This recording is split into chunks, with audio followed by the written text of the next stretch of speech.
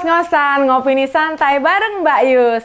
Nih para ngoser nih, tiba-tiba minggu lalu Mas AHY putra Pak BY bicara tentang perubahan dan perbaikan.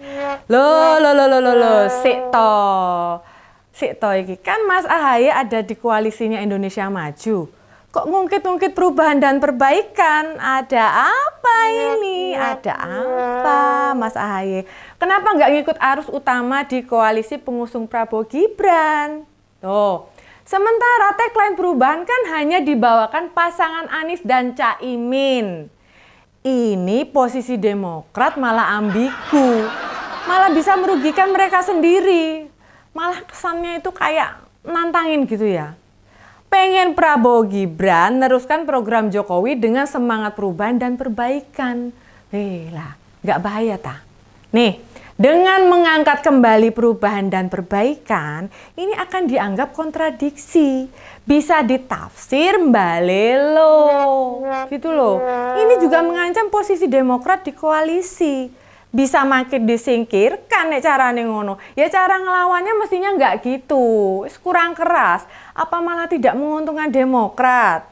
Ingat Mas AHY, kalian itu butuh suara besar supaya bisa bertahan di Senayan. Nih, dalam 2 kali pemilu terakhir, Demokrat sudah tidak banyak dilirik pemilih. Lah nggak jelas mau perjuangin apa ini Demokrat ini yuk. Tuh loh adiknya Mas AHY yang di Senayan, juga banyak diem doang. Mau ya disuruh, gerak sana sini, sering muncul di publik. Lawang tahu kakaknya jadi ketua umum partai, bukannya dibantu malah diem-diem baik lah ya. Tipe niku. Lah, Mas Ibas itulah jabatannya ketua fraksi toh. Dan musim pemilu kayak gini harusnya kan rajin nongol di TV supaya orang ingat dengan Demokrat gitu loh.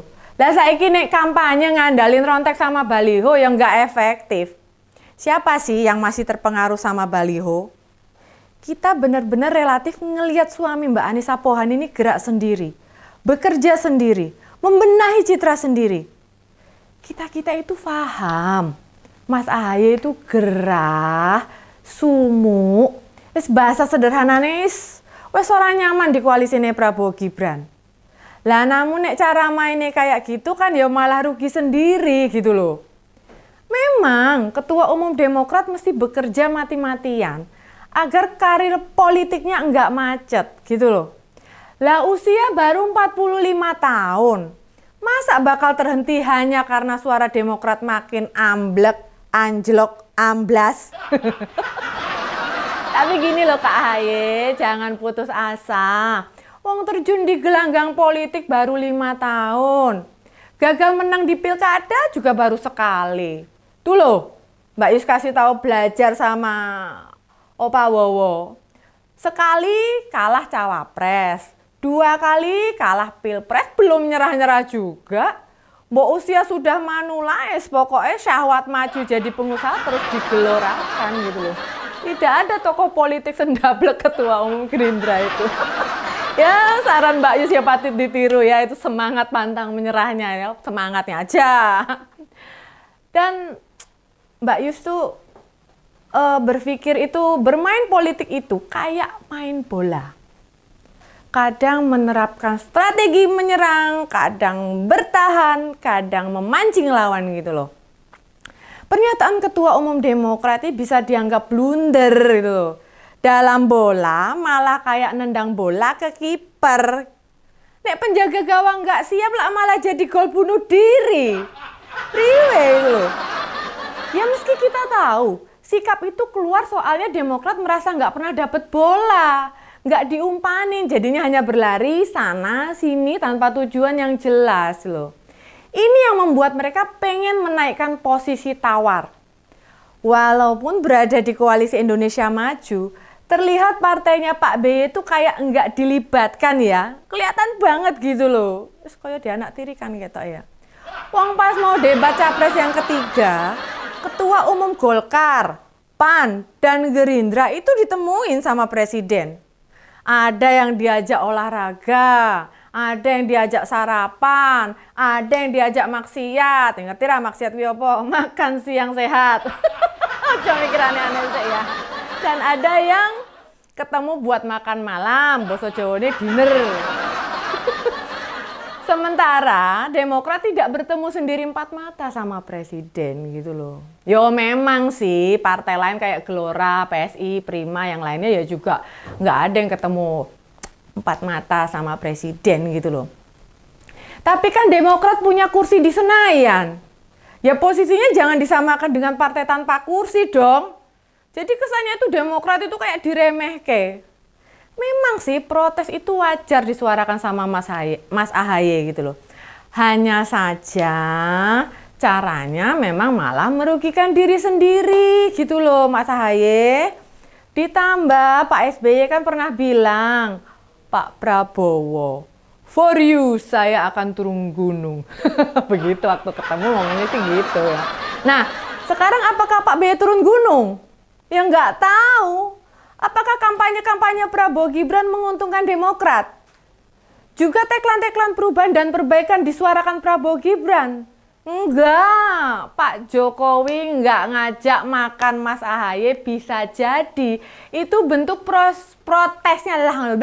Bentuk protesnya Pak Jokowi soalnya iklan-iklan Demokrat belum muncul di TV. Ya mungkin paling tidak Mbak Yus belum pernah ngelihat ya gitu ya. Jadi kalau Golkar, PAN, sama PSI kan bawa-bawa Pak Jokowi. Soalnya tanpa bawa nama presiden itu mereka nggak pede. Ya mungkin sadar diri gitu loh. Ketua umum atau program mereka itu tidak menarik. Atau malah mereka tidak punya program. Jadinya ngikut Pak Jokowi sama capres-cawapres.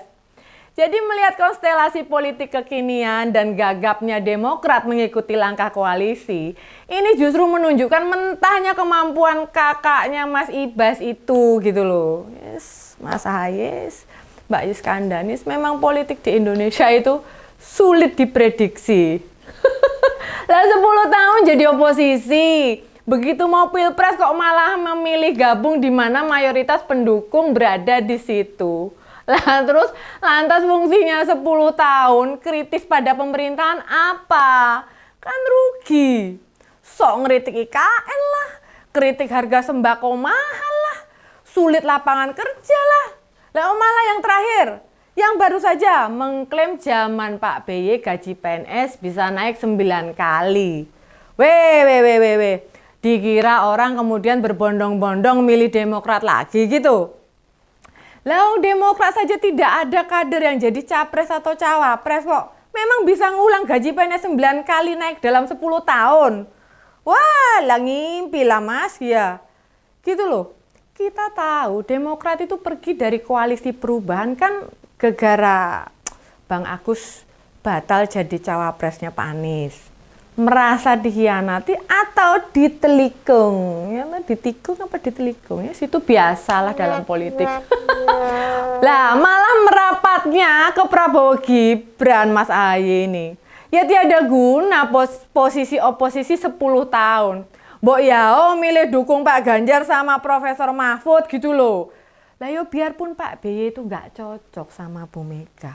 Tapi kan kendali ketua umum di Mas AHY. Ayo toh Mas AHY, belajar memutuskan kebijakan-kebijakan sendiri. Yo bener Pak BY itu ketua majelis pertimbangan. Kan yo bisa sarannya jadi masukan saja gitu loh. Ketergantungan sama Pepo itu mesti dihentikan. Pengalaman beliau jadi presiden 2 kali itu memang berharga. Namun situasi politik itu kan berkembang. Makanya nasihatnya itu hanya jadikan masukan saja, bukan penentu keputusan. Begitu loh Mas AHY, Bang AHY. Itu aja sih saran dari Mbak Yus.